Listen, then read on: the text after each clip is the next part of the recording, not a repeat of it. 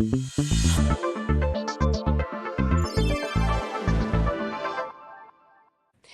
today, my guests on the podcast are a couple ladies from Links Community Resource Center in Wasilla. We have Kelly Newman. She can raise her hand. She is the Director of Operations at Links, and Katie Towns, and her position is Community Parent Resource Director inside the Links office. So thank you, ladies, for coming and being on our podcast. And our goal here is to just share what you guys do. So if you want to tell us a little bit about yourself, real quick, how long have you been with Links? Just give us a little intro, and then we'll go on to some questions. Sure. You want me to go first? Kelly, go ahead. Okay, perfect. So I've been with Links for almost 3 years. In January, it'll be 3 years. I started out as just a parent advocate and then moved up into program director a little over, well, I guess 2 years ago now. And then my background is in early childhood education and early intervention through Head Start programs and stuff like that. Yeah. Awesome. Great. And born and raised Kelly, here. what about you? Oh, and that helps. Yeah, you probably know a lot of people. Yes. Yeah. So, and, Kelly, how about you? So I started in October of 2022, and so I'm coming up on my 3 years here towards the end of the month with Links Resource Center. I started out as a community health worker in our HUMS program, which is that's short for High Utilizer MAPSU program, connecting clients and into the resources throughout our community. And then I went into the role. They put me in a role because I like to talk a lot of director of community outreach and employee enrichment. So just wanted to make sure our employees feel valued and share with our community what we do out here. So since then, I've moved into just recently, within the last month, I've moved into the director of operations role. So. Okay, awesome. Well, congratulations. That sounds like you've been through the ladder of Links. So Kelly, give me a little overview of what exactly Links is and what they do, so that viewers can kind of get just an understanding, because there sounds like there's lots of different parts of Links. And so what is the main umbrella? And then we can talk about the separate entities inside of it. Absolutely. So Links as a whole was started about 33 years ago, just with a few ladies around the kitchen table, just seeing like there was not services that their kids needed in school, just kind of advocating for each other and for other parents. So they pretty much kind of gathered and started Links. So our mission statement is Links provides resources, advocacy, and connections to improve lives to our community. Awesome. So just that, I mean, that's just a general overview, but there is so much more to our agency. So with each of our 4 programs. Awesome. Yeah. Okay. And so there's Links 4 programs. Actually started with the CPRC program. So that's why the moms around the table trying to advocate for their children. So started with the CPRC. Awesome. And so, Katie, when you talk about advocating for children, where in the community are parents being able to advocate? Is it in the public school system? Is it children that are in OCS custody? Who and how are those parents advocating? Sure. So I guess I'm going to reframe my answer a little bit differently, but so we serve the families in the borough, right? So whether they come through the school district, whether they're with OCS or other placements, even sometimes before they enter into the school system, we also work with like our statewide homeschools. So it's not just tailored to like very specific places. It's kind of empowering those parents to be able to go out across all environments and advocate successfully for their children. But without that knowledge of how to advocate, which is where we kind of come into play, a lot of parents feel frustrated and feel like their voice is not heard. So we just give them the tools to get their voices heard. Okay. So for example, if I have a child that's on an IEP, I believe it is, in public school, and we are really struggling and we're not seeing any forward movement in it, and the school district is not really helping me. We're not connecting. Would I come to Links and reach out to you and say I need some help? Yeah, that's the gap that we step in to fill. So a lot of families Okay. come to us with that exact problem. They have IEPs, they have the supports in place, but there's no progress being made, or the parents don't really understand what the school is actually trying to do. There's like a Okay. communication gap, right? Because special education has its own kind of like technical jargon and language. And as a parent, when you walk into that, it's so overwhelming and intimidating.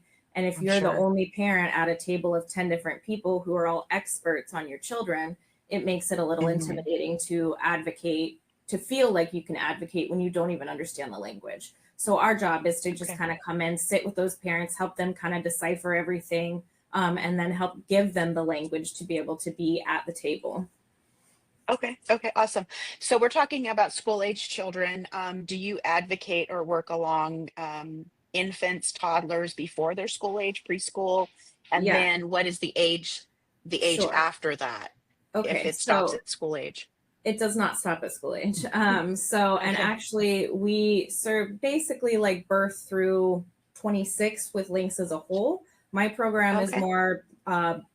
it's more focused on ages 3 to 20 through their 22nd birthday. So 3 to Okay. 21, which is within the school system, right? So, and then after they age out of the school system, then our other programs kind of pick up and Mhm. support the rest of the transition. But we do also work Okay. very closely and collaboratively with the infant learning program out here, with the Head Start and early Head Start programs. Okay. Another thing that we're starting to do more is pushing out some, they're called DEC recommended practices, Division of Early Childhood.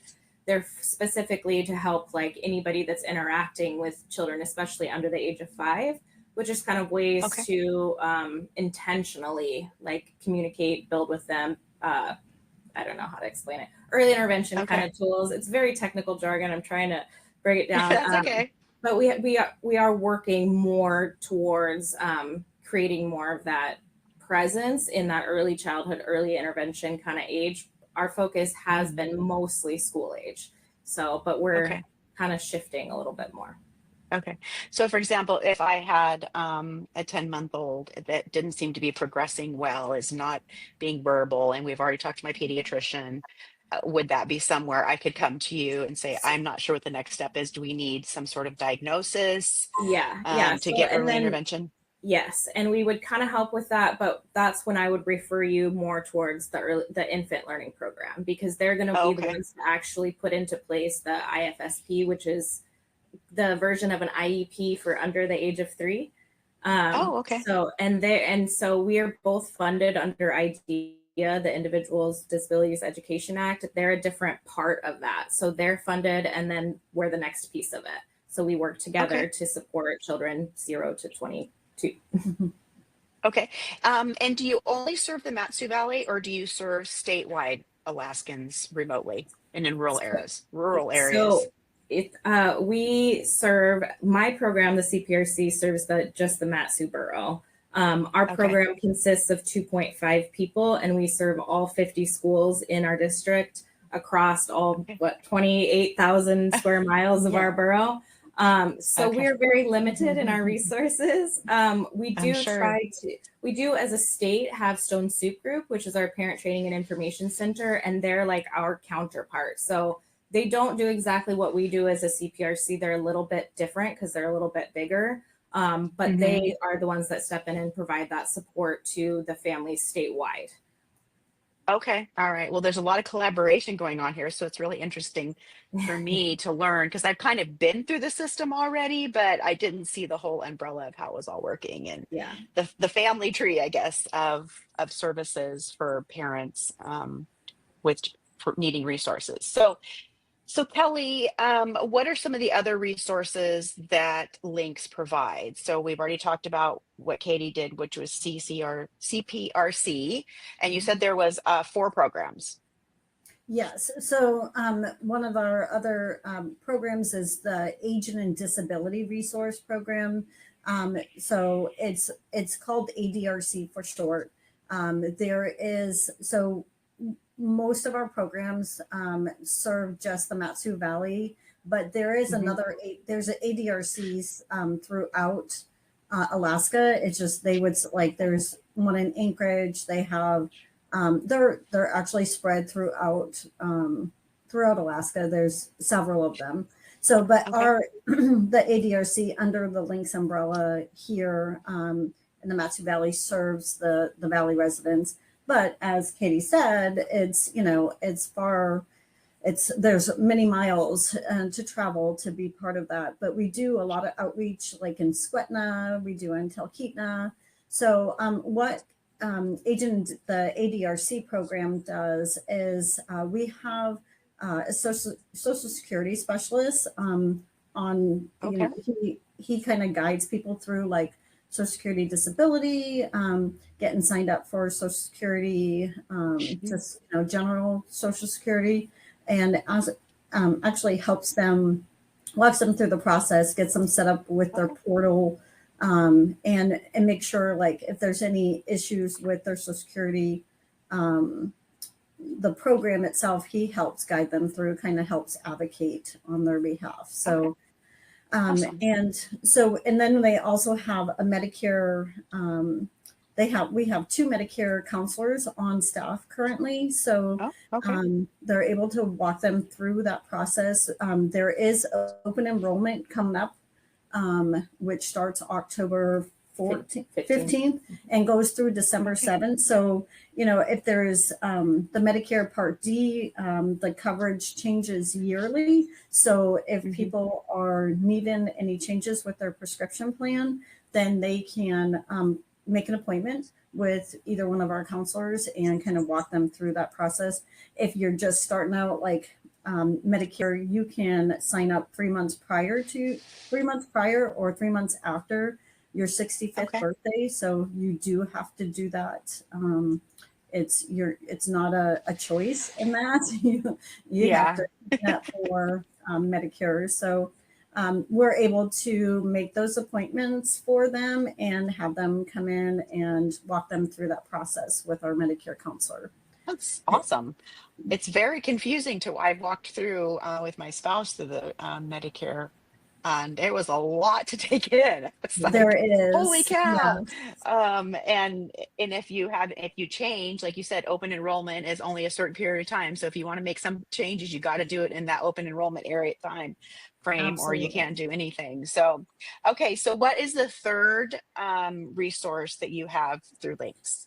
Do you mind if I share a little bit more about what ADRC does? Because there is a lot what they provide. So they also provide what's called person-centered intakes. So kind of start that process for IDD waivers, or, if they're trying to get any kind of like a Medicaid waiver, they're able to kind of walk them through that process with the PCI, get them started and get their information put into the state database, and then makes connections and collaborates with all the other agencies to help get that person in that process.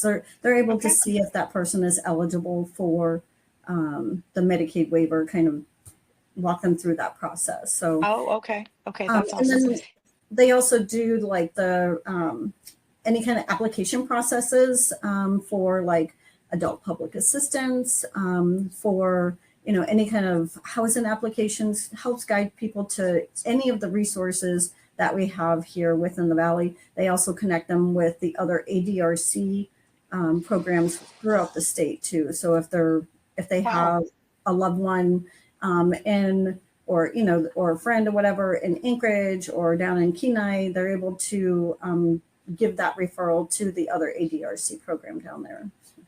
Okay. So if we had a family member that is not on any Medicaid waivers at all in the state, but we feel like there is a diagnosis and assistance is needed, we need the resources, reach out to Links and to ADRC specifically, and then you guys would help get that paperwork started, because I know there's a long wait list for waivers.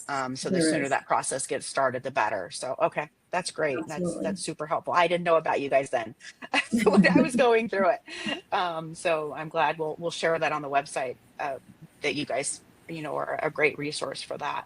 Anything else on ADRC that you want to share? There is a lot, but we can move. I Okay. know we're limited time here, so we can Yeah. move on to Okay. the next program. So what is number 3? Because I know that Katie said she had to pop out. So what was the third part of links? So we have it's called VDC. It's Veteran Directed Care Program. And what this program Okay. does is assist. It's all it's done through the VA. So if a person is meeting like a nursing level of care situation, they're a veteran, and they have a primary care provider through the VA services, and then they can be referred to that program. So if they want to remain in their home and they don't want to go into a nursing care facility, they can get that referral from their VA primary care provider, and they can have a spouse, or a family friend, or whoever, be able to provide that service, and that person would get paid through the Veteran Directed Care Program. So if a spouse is needing to stay home, to care for that person, they're, can't go to work. And so they would be able to get payment to help them to remain in their home, so they don't have That's to go awesome. into an assisted living facility. Yes. Yeah, that is awesome. I would imagine, I don't know if you know what the statistics are, if you do or not, but I'm sure that veterans that are allowed to stay in their home function and live longer, I'm assuming, because they're in their comfortable space and have somebody that they trust taking care of them instead of being in a long-term facility. So sounds like a great program. It That's is a awesome. great program. They currently are serving 50 veterans right now. So Okay. they are connected with Anchorage. So they're one of our only programs that actually go outside of the Matsu realm. So Okay. there's another veteran directed care program in Fairbanks as well. But Okay. our veteran directed care program here serves Anchorage.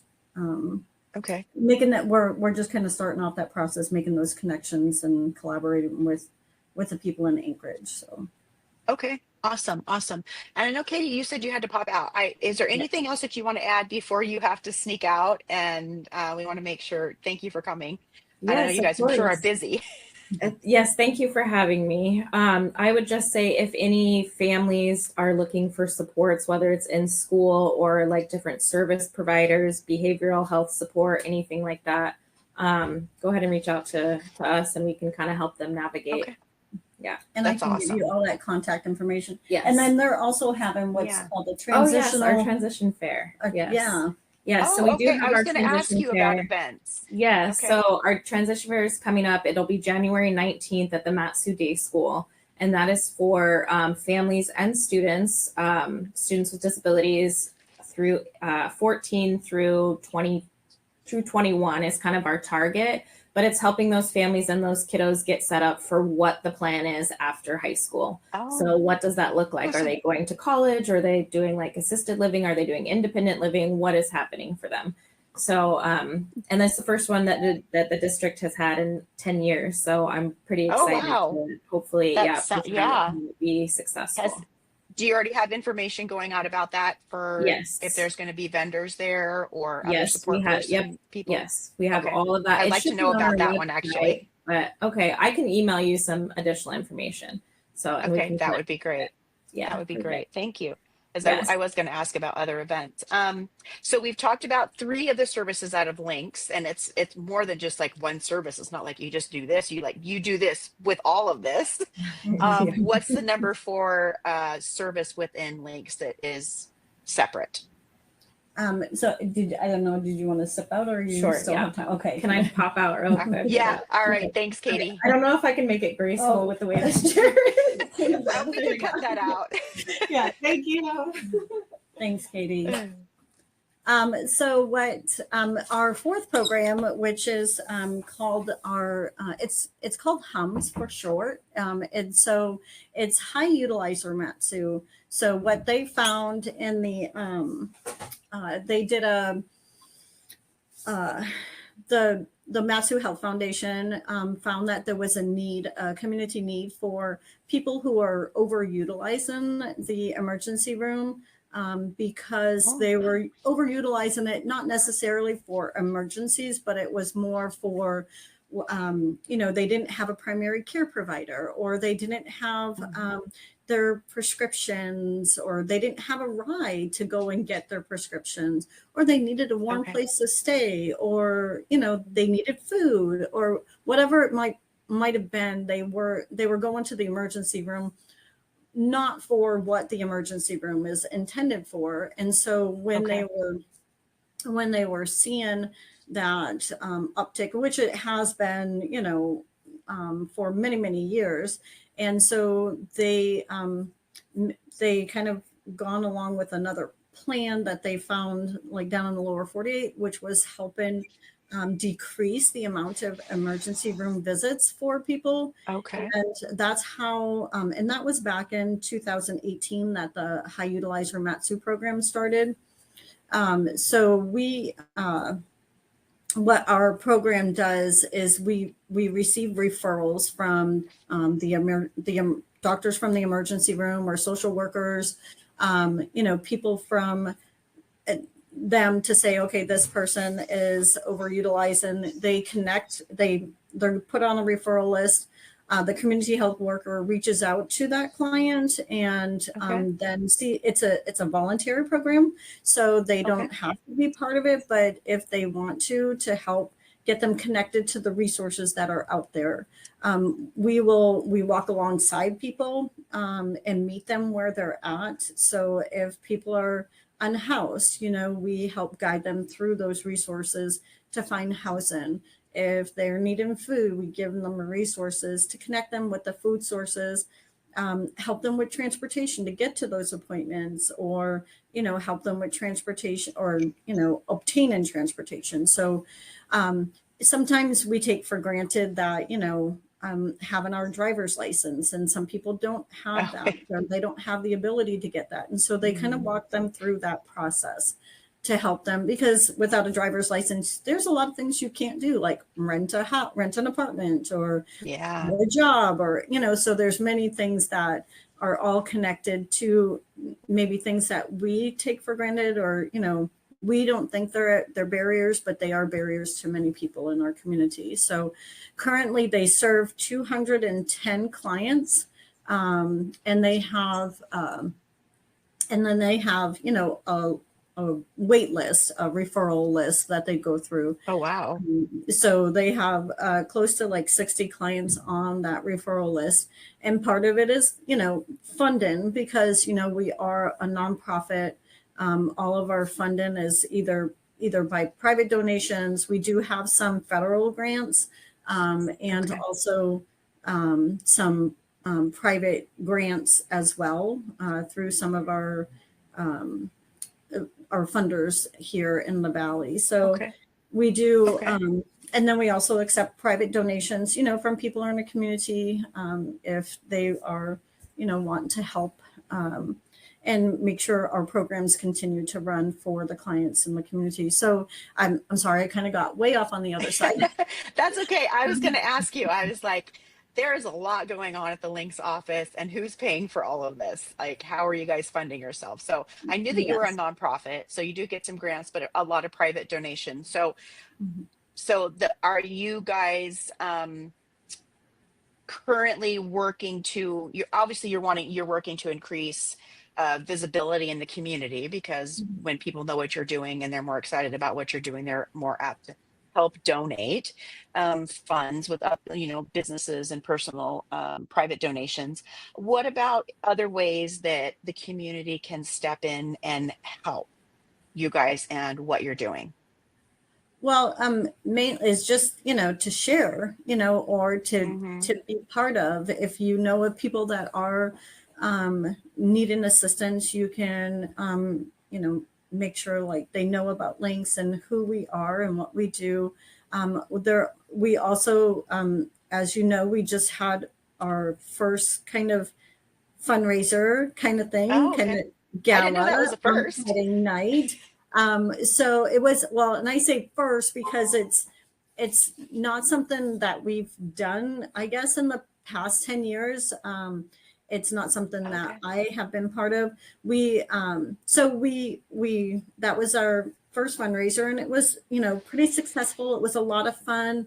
So we're going to be doing more of those as we, the bigger we get the information out there. So, and we like to do it in those small venues because we also collaborate with a lot of our other community organizations out there as well. So we like to keep it small, but also we want to make sure that people know about us and what we're doing. We also have meet and greets, maybe with some private donors that are they're want to know more about Links, want to know how they can be involved, whether through volunteering or helping out financially, or just supporting us through collaboration. So we do collaborate a lot with other agencies within our community. So we also, I shouldn't say just, in June, we had our Links Resource Fair, and it has, that was our third annual resource fair. So our first resource fair, there was approximately 35 vendors there.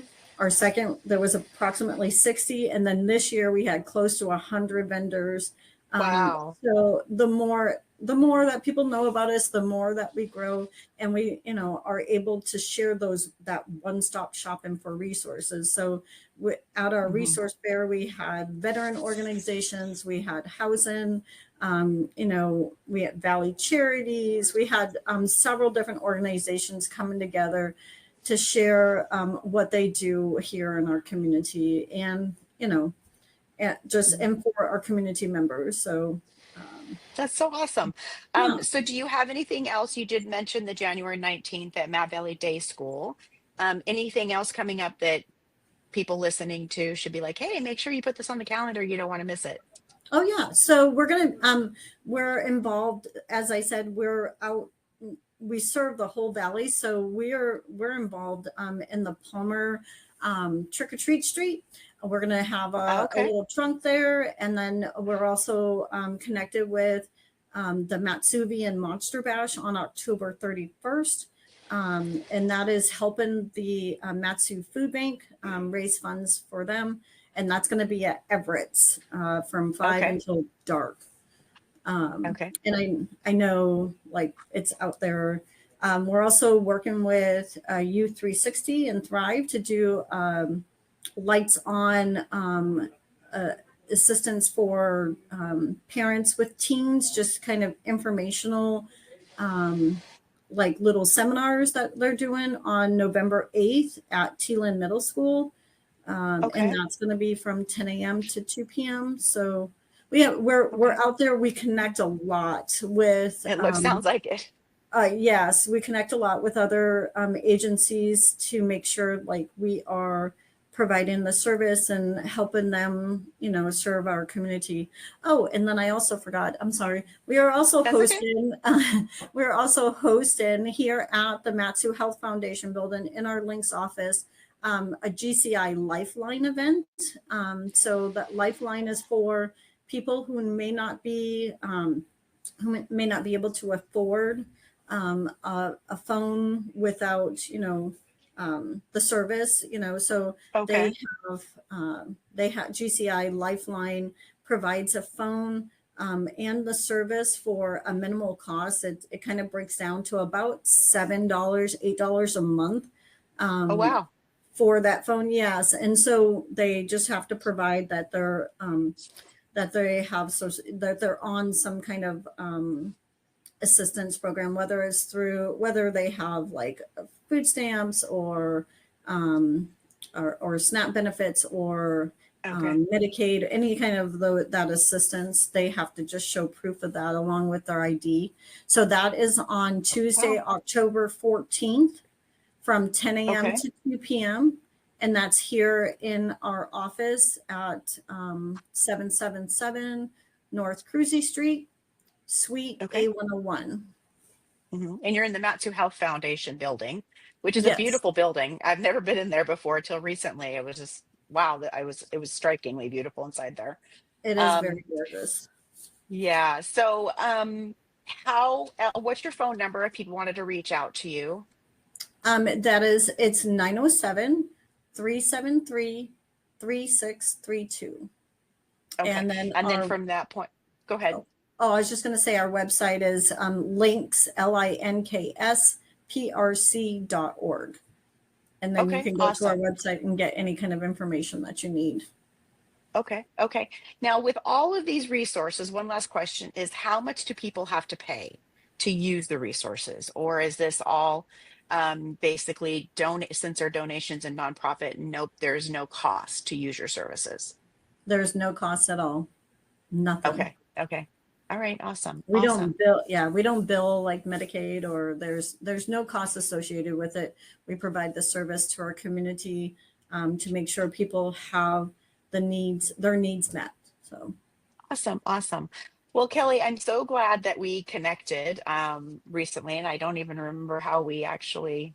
Oh, you won a gift certificate that yes, I I gave did. away for my cleaning service at another Right. event. We connected, and we ended up giving that away to at the Links event on Friday at the VA Post 11, I It, think it was. it was AMVETS Post 11. Yes. And Vet's Post 11. So Mhm. that was how I found out about you. I've heard of links, but I didn't know exactly what you guys did. But I'm so glad we connected anyway.